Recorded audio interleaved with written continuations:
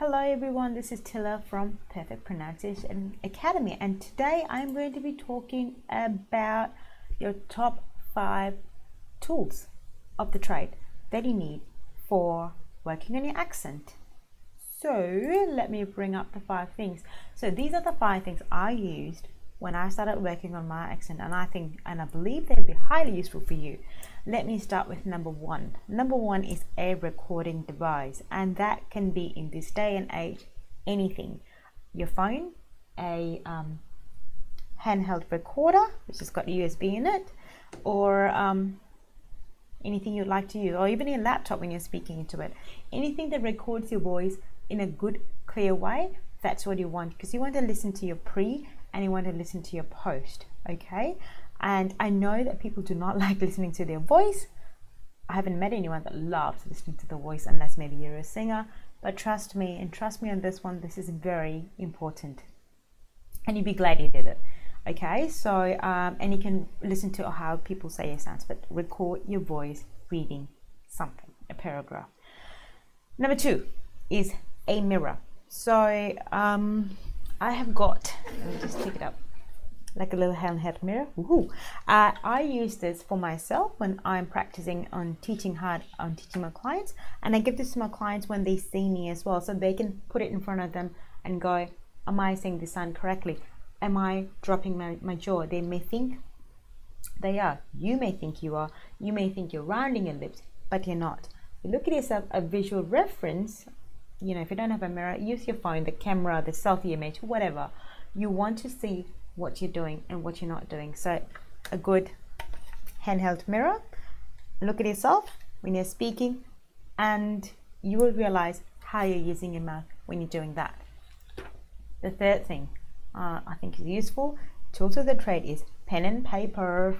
Pen, paper, simple things in life, because you need to note down how do you say a different sound. So if you're working on one sound, and I would suggest when you're working on 1 or 2 sounds a week or for 2 weeks, and that's it, maximum. Do not choose 5 sounds at the same time, especially when you're starting out in your journey. If you're choosing one sound, pick up a book or a paragraph or something, highlight, underline the sounds that you're looking for. Let's just say you're working on T, so you're just looking for all the words with the T, highlight them, and then when you speak it and you read it, you are making a conscious effort on saying the T sound the correct way.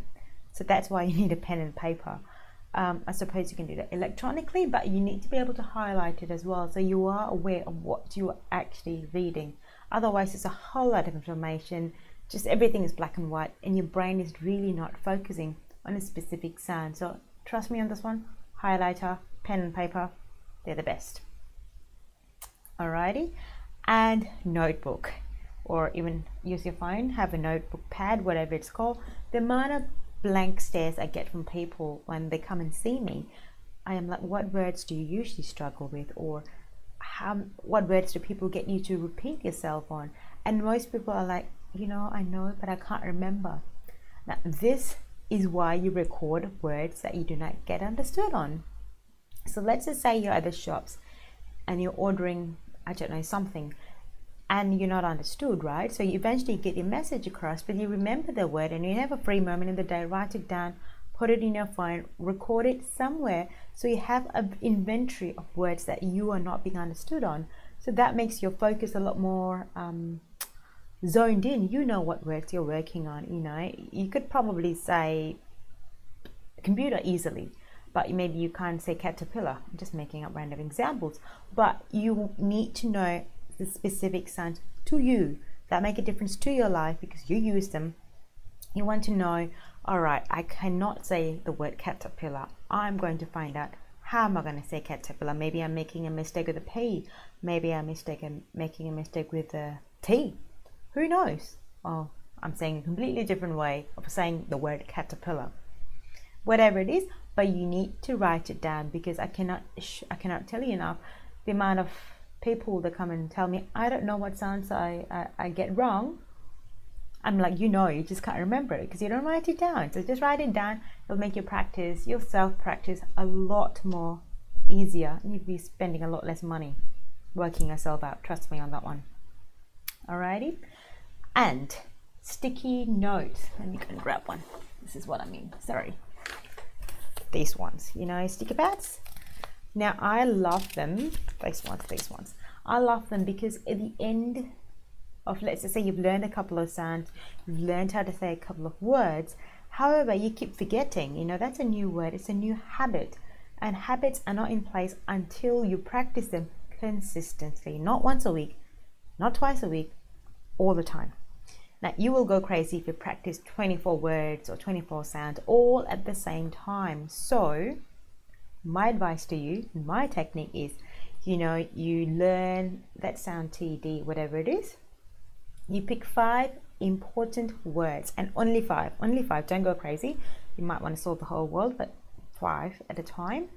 Write them on your sticky note, and let's just say the 5 words, they all have to be the same sound or maybe different, but I would highly recommend sticking to the same sound. 5 words on the sticky pad, stick it on your laptop, stick it on your mirror, stick it on your car, stick it on your steering wheel, anywhere that you exist. So when you see them, you will know this is how I'm going to say the sound, the word differently. Because otherwise, you know, once we learn a sound and if we do not practice it on a daily basis, it will go back into, you know, the Netherlands, and you'll never remember it again until you hear it and you make yourself practice it.